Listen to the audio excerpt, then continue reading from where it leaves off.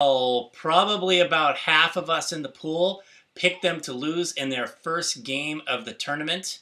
And they, with a minute left, it looked like they were going to go down to St. Joe's. But then U.CONN found a way to pull that game out. Then they dominated Villanova. They got by an Iowa State team that was without one of their best players. But then they really performed. They were up against Michigan State and Florida, and they crushed both of those games, looking really, really good. And then looked great again tonight against Kentucky. And so for the fourth time since 1999, it's the U.CONN Huskies to win the championship. I'm here. Yeah, that's exactly how I feel about it also. I feel the same way. Oh, I'm here with guest commentator Kianna. She is not happy about the U.CONN victory. She was pulling for Wichita State, and sadly, this is exactly how I felt throughout this entire tournament. All right, I'm going to have to pass her away here, but that's it for our guest commentator for tonight. Glad to see Kevin Ollie and Shabazz Napier get what they deserved. I would never have thought that a team that lost in their final game by 33 points would have a chance to pull it together like they did, but man, they really looked good. Jacob Kinamore was the only person in our pool who had U.CONN making the Final Four. He also had Florida and Wisconsin, and so Jacob was rewarded as our pool champion for 2014, and he wins $1,200 for his outstanding picks. Nice job. Behind Jacob, it was so close for the rest of our Elite Eight, with every spot separated by just 1 point. Brian Winans finished second by 1 point over three others. He had Stephen F. Austin and North Dakota State in the first round, and it was possibly his pick of Baylor over Creighton that carried him past the others. Brian wins $800 for his stellar second-place finish. By virtue of picking U.CONN tonight over Kentucky in the tiebreaker, Ken Schaefer takes down third place and $600.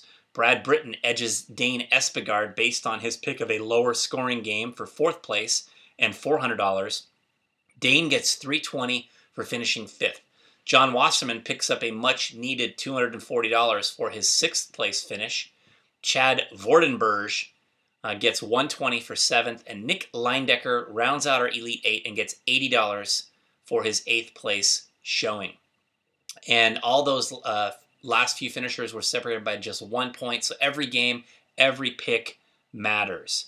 On that note, there was a three-way tie for Bubble Boy, just 1 point behind, with Tom Skowski, Adrian Ramirez, and the mysterious P. Goddard entry, which has not been claimed by Pete Goddard, so we just don't know who that entry was.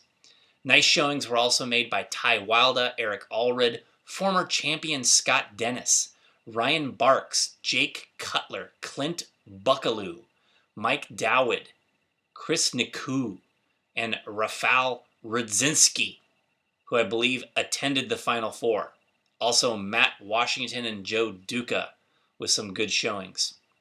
There was a three-way tie for the top chick honors with Tanya Duca, Jean Powell, and perennial top chick Rachel Schaefer. But since Tanya won 200 for being the first weekend leader, we will grant her the unofficial title of top chick this year, even though we have no idea if her entry is in reality the Joe Duca number 2 entry. On to the losers whose stinky selections found them within 10 points of the bottom of our standings. People like Chris Oakes, who led early and then plummeted with his wretched picks. Jackie Miyasaki, the hopeless, delusional Syracuse fan. Marissa Okamura, who we're glad got recruited to participate this year. Don Hill, who didn't even pick U.CONN. His homer. Jake Donald, washed up former champion Bruce Goodman. Two-time fluke champion Rebecca Flowers, who's proven that lightning can strike twice. Adam Lewandowski, Lane Marchetti, perennial pool doormat Logan Toski, and also the likes of Tyler Park and John Kane. And then finally our bottom five, Kyle Smith, who had Kansas over Creighton in the championship game, also had Duke and Michigan State in the Final Four. Trenton Switzer, who had the same final and the same Final Four as Kyle, but was marginally more stinky in the early rounds by 1 point. Rebecca Holman, who mustered up only 2 out of the Elite 8 and 0 of the Final Four. Thank you, Jason, for that added recruit and contribution to our prize pool. Please play again.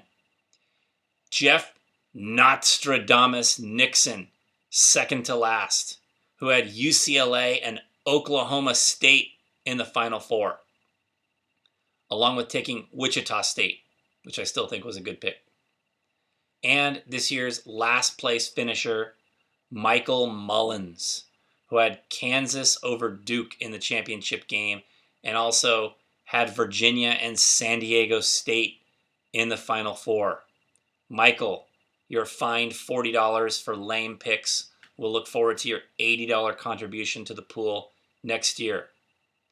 Hopefully next year we will not see UConn and Connecticut or UConn and Kentucky in the championship game once again.